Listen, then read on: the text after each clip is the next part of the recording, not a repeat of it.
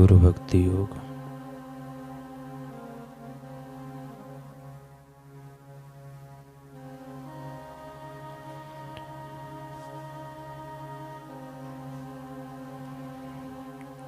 गुरु भक्ति योग का आश्रय लेकर आप अपनी खोई हुई दिव्यता को पुनः प्राप्त करो। सुख दुख जन्म मृत्यु आदि सब द्वंद्वों से पार हो जाओ। जंगली बाघ, शेर या हाथी को पालना बहुत सरल है। पानी या आग के ऊपर चलना बहुत सरल है, लेकिन जब तक मनुष्य को गुरु भक्ति योग के अभ्यास के लिए हृदय की तमन्ना नहीं जगती, तब तक सद्गुरु के चरण कमलों के शरण में जाना बहुत मुश्किल है। गुरु भक्ति योग माने गुरु के सेवा के द्वारा मन और उसके विकारों पर नियंत्रण एवं पुनः संस्करण। गुरु को संपूर्ण बिन शर्ती शरणागति करना गुरु भक्ति प्राप्त करने के लिए निश्चित मार्ग है। गुरु भक्ति योग की नींव गुरु के ऊपर अखंड श्रद्धा में निहित है। अगर आपको सचमुच ईश्वर की आवश्यकता हो तो सांसारिक सुख भोगों से दूर रहो और गुरु भक्ति योग का आश्रय लो। किसी भी प्रकार की रुकावट के बिना गुरु भक्ति योग का अभ्यास जारी रखो। गुरु भक्ति योग का अभ्यास ही मनुष्य को जीवन के हर क्षेत्र में निर्भय एवं सदा सुखी बना सकता है। गुरु भक्ति योग के द्वारा अपने भीतर ही अमर आत्मा की खोज करो। गुरु भक्ति योग को जीवन का एकमात्र हेतु, उद्देश्य एवं सच्चे रस का विषय बनाओ। इससे आपको परम सुख की प्राप्ति होगी। गुरु भक्ति योग ज्ञान प्राप्ति में सहायक है।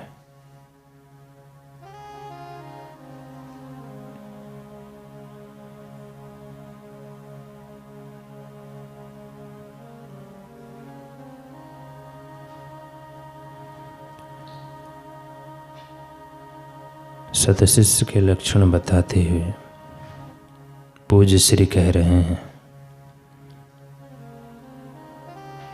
अमान मत सरो दक्षो निर्ममो दृढ़ सुहृद, अस्वस्त्रो अर्थ जिज्ञासो अनुसूया अमोघ वाक।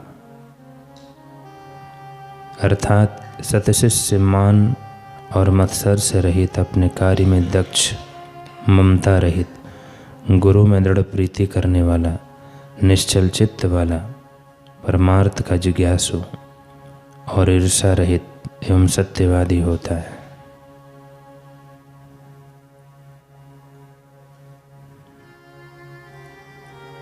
इस प्रकार 9 गुणों से सुसज्जित होता है। ऐसा सतशिष्य सद्गुरु के थोड़े से उपदेश मात्र से आत्म साक्षात्कार करके जीवन मुक्त पद में आरूढ़ हो जाता है। ऐसे पद को पाए हुए ब्रह्मवेता महापुरुष का सानिध्य साधक के लिए नितांत आवश्यक है। साधक को ब्रह्मवेता महापुरुष का सानिध्य मिल भी जाए, लेकिन उसमें यदि 9 गुणों का अभाव है तो उसे यही लाभ जरूर होता है, किंतु आत्म साक्षात्कार के लाभ से वह वंचित रह जाता है। अमानित्व, ईर्षा का भाव तथा मत्सर का अभाव, इन सद्गुणों के अमानित्व, ईर्षा का अभाव तथा मत्सर का अभाव, इन सद्गुणों के समावेश से साधक तमाम दोषों से बच जाता है एवं साधक का तन और मन आत्मविश्रांति पाने के काबिल हो जाता है। सतशिष्यों का यह स्वभाव होता है कि वे आप अमानी रहते हैं और दूसरों को मान देते हैं। जैसे भगवान श्री रामचंद्र जी स्वयं अमानी रहकर दूसरों को मान देते थे। साधक को क्या करना चाहिए कि वह अपनी बराबरी के लोगों को देखकर न ईर्ष्या करे, न अपने से छोटों को देखकर अहंकार करे और न ही अपने से बड़ों के सामने कुंठित हो, वरन सबको गुरु का कृपा पात्र समझकर सबसे आदरपूर्वक व्यवहार करें, प्रेम पूर्वक व्यवहार करें। ऐसा करने से साधक धीरे धीरे मान, मत्सर एवं ईर्ष्या रहित होने लगता है। खुद को मान मिले ऐसी इच्छा रखने पर मान नहीं मिलता है तो दुख होता है, और मान मिलता है तो सुख आभास होता है एवं नश्वर मान की इच्छा और बढ़ती जाती है। इस प्रकार मान की इच्छा मनुष्य को गुलाम बनाती है, जबकि मान की इच्छा से रहित होने से मनुष्य स्वतंत्र बनता है। इसलिए साधक को हमेशा मान रहित बनने की कोशिश करनी चाहिए। जैसे मछली जब जाल में फंसती है तो छटपटाती है, ऐसे ही जब साधक प्रशंसकों के बीच में आए तब उसका मन छटपटाता है। जैसे लुटेरों के बीच आ जाने पर सज्जन आदमी जल्दी से वहाँ से खिसकने की कोशिश करता है, ऐसे ही साधक को प्रशंसकों, प्रलोभनों एवं विषयों से बचने की कोशिश करनी चाहिए। जो तमोगुणी होता है वह चाहता है कि मुझे सब मान दे और मेरे पैरों तले सारी दुनिया रहे। जो रजोगुणी होता है वह कहता है कि हम दूसरों को मान देंगे तो वे भी हमें मान देंगे। ये दोनों प्रकार के लोग प्रत्यक्ष या परोक्ष रूप से कोशिश करते हैं अपना मान बढ़ाने को ही। मान पाने के लिए वे संबंधों के तंतु जोड़ते ही रहते हैं और इससे इतना बहिर्मुख हो जाते हैं कि जिससे संबंध जोड़ना चाहिए उस अंतर्यामी परमेश्वर के लिए उनको फुर्सत ही नहीं मिलती, और आखिर में अपमानित होकर जगत से चले जाते हैं।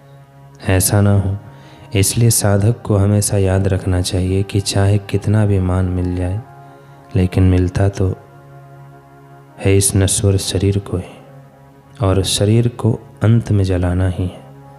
फिर उसके लिए क्यों परेशान होना। संतों ने ठीक ही कहा है, मान पुड़ी है जहर की खाए सो मर जाए, चाह उसी की राख था वह भी अति दुख पाए।